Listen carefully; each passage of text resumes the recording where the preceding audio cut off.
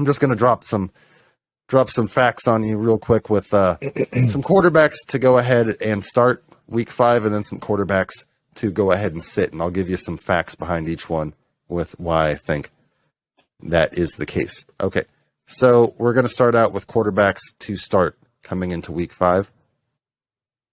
Quarterback number 1 is going to be Mr. Joseph Burrow. Joe Cool himself, Joe Burrow. After a slow start, as we've mentioned, the Bengals have won their last 2 games. Burrow's put up 20-plus fantasy points in the last 2 games, and he's topped over 275 in the last 3. He's also getting Joe Mixon more involved, which, they're opening up the running game more, which is exposing, it's allowing those receivers to go off. Obviously, because you have T. Higgins, Jamar Chase is getting more work, and Tyler Boyd. So Joe Burrow has a lot of great options.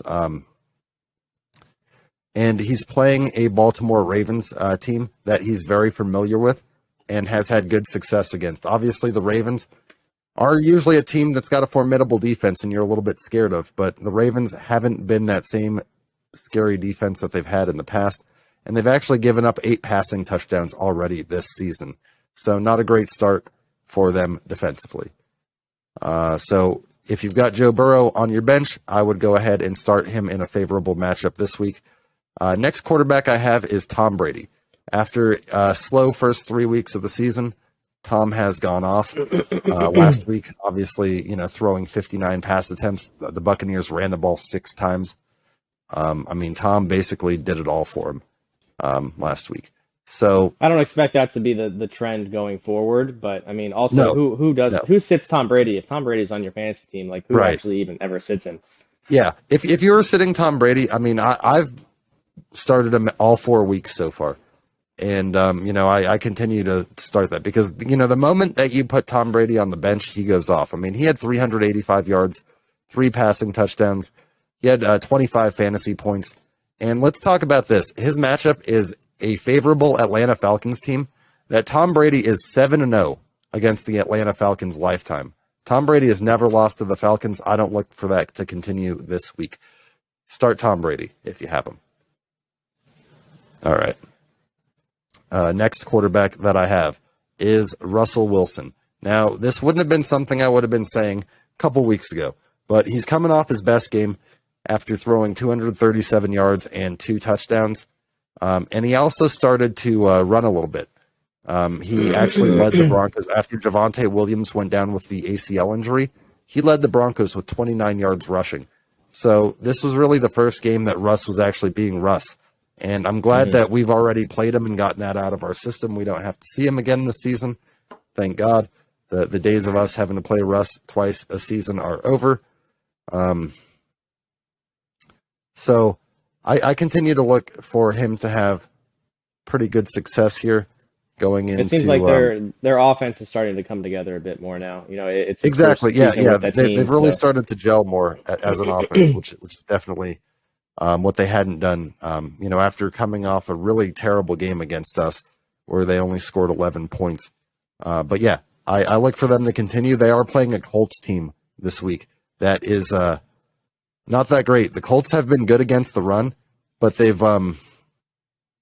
had some struggles stopping teams through the air. So Russell's still got a lot of weapons. He's still got Cortland Sutton. He's got Jerry Jeudy. So Russell's obviously still got some weapons there. But I look for him to have a big game against the Colts as he gets more comfortable in the Broncos system. Also, this is one that you know about. Start Jared Goff or pick him up because I know Jared Goff's available in a lot of leagues. So if you have the opportunity to pick him up, he's 5th in fantasy points right now. I dropped Carson because I oddly have Carson and Dak, and Carson, he started off really good, but that's the last 2 weeks. I'm like, all right, man, it's time to make a change. So I dropped him and picked up Goff since he was available. Geno Smith was also available. I see that he's one of the ones on the list for that you're saying to sit, but he's also done very well in fantasy. So I'm curious as to why you would suggest to sit him. So yeah, and it's more matchup driven, and definitely I'm not saying to draw, and we'll get into that in a second. Let me just finish with my Jared Goff thought here, and then we'll get into the sit guys, and it's a matchup driven thing.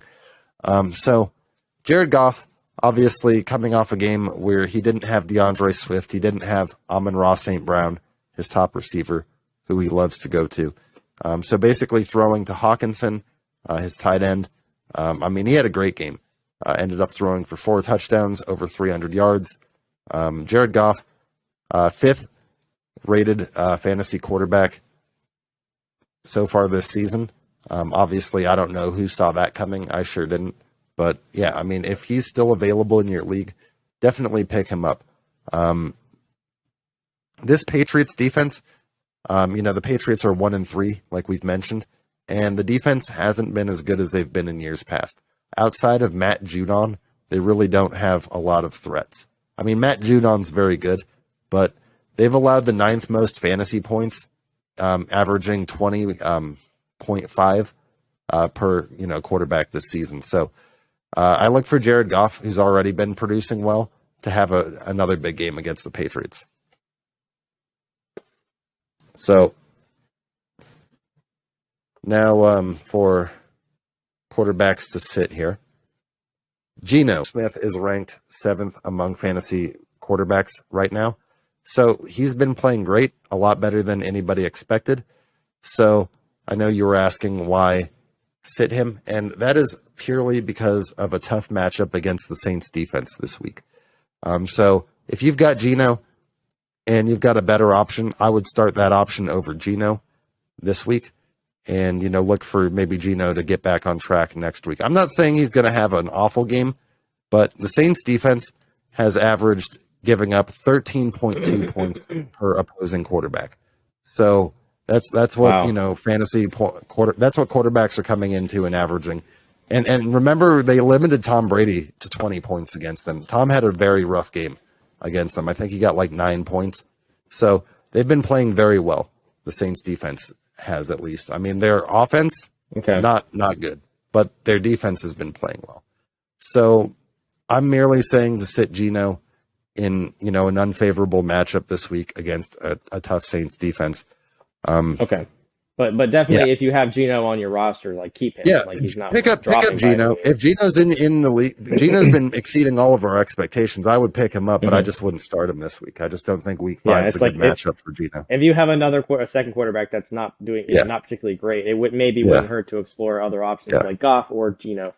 Exactly. Now we've also got Matty Ice over here, Matt Ryan, who, he's coming off his best game with the Colts, throwing for 356 and a couple touchdowns in a loss to the Titans. But they're going into a tough matchup here against the Broncos defense that a couple weeks ago held, obviously we didn't play our best game and it was Jimmy's first start, but they held a pretty decent Niners offense to 10 points. So this Broncos defense, pretty tough matchup. Obviously, Matt Ryan, seen a lot of better days in the NFL. The Broncos have allowed, let me see what it is here, 5th fewest points per game to opposing quarterbacks at 11.3. So obviously they're a tough matchup. And let me tell you why this is even going to be harder for Matty Ryan. Matty Ryan's not going to have his top weapon in Jonathan Taylor with a sprained ankle. So it's going to be Naheem Hines and a lot of loaded boxes, which is, the Broncos are going to be daring Matt Ryan to throw on him. And the Broncos have, pretty decent corners. So I definitely don't look for that to be an easy matchup, like with Patrick Surtain back there. I think that he's going to be in for a rough game. Another quarterback that I would sit this week is, I'm sure a lot of people ran and picked this guy up as soon as it was announced that he was going to be the starter, Kenny Pickett. But Kenny Pickett has the, I wouldn't have blamed Tomlin if you waited one more week before making this change at quarterback, because Kenny Pickett's got to go up against the tough Buffalo Bills defense in his first start ever. Obviously, he ended up playing a half against the Jets and Robert Saleh's defense, but that Bills defense has been unreal. They're 3-1. So bring in Kenny Pickett, who Kenny Pickett's looked very good in the preseason, and I mean he would have looked a lot better if he didn't have those couple of tipped passes for picks in the Jets game. But Yeah. I definitely don't look for him to do anything significant in this game. I think that he'll still have a pretty good season, and I think Kenny Pickett's going to be real good. Could even be a candidate for. It's still early enough in the season that if he starts the rest of the way, he could be a candidate for Rookie of the Year if he goes off enough. But I don't look for him to have a great game here. The Bills have allowed, right here, fewest fantasy points per game to opposing quarterbacks at 8.2. So I think it's going to be a rough day for the Rook. I'd have started Trubisky one more week. I mean, I'm all for the Kenny Pickett movement, but I'd have waited one more week and started the veteran because I think in this situation it gives you a little bit of a better chance against a pass rush. That's going to be the Buffalo Bills. So we'll see. And then the last guy, Matty Stafford. Matt Stafford, fresh off a Super Bowl win, has tossed 6 picks in his 4 NFL games to 4 touchdowns. He is coming off a game against the Niners on Monday night where he could not even get his team in the end zone, despite throwing the ball 48 times. The Rams have seemingly abandoned the running game, which usually helps a quarterback when they're struggling. If you can't get things going and you can't protect, like Matt Stafford got sacked 7 times, typically you want to start running the ball. They didn't do that. Stafford obviously led the league in picks last year with 17. He's already got 6 this year. So coming off that Super Bowl high, the Rams aren't looking too hot. So if you've got Matt Stafford and you've got a better option, one of the better options I listed, I would go ahead and give them the start this week because I don't look for that to change anytime soon. I mean McVay with his play calling has been kind of questionable to this point so far. Really, like I said, not involving anybody other than Cooper Kupp and Higbee, and no running game to this point. So kind of bizarre. The Rams have obviously been struggling. Stafford's been struggling against good defensive fronts. And this week, they actually have another tough matchup against the Dallas Cowboys and Micah Parsons, who's very good. So that's going to be a tough matchup between 2 pretty good teams. Obviously, Rams Cowboys, one of those teams has to lose. So I'm sure you're hoping it's the Cowboys. I hope it's the Cowboys, obviously. Yeah. Go Rams for this week. I know. But yeah, so those are the quarterbacks to start and sit for the week. Join us next week where we'll get into more fantasy related stuff. Hope you guys enjoyed the segment.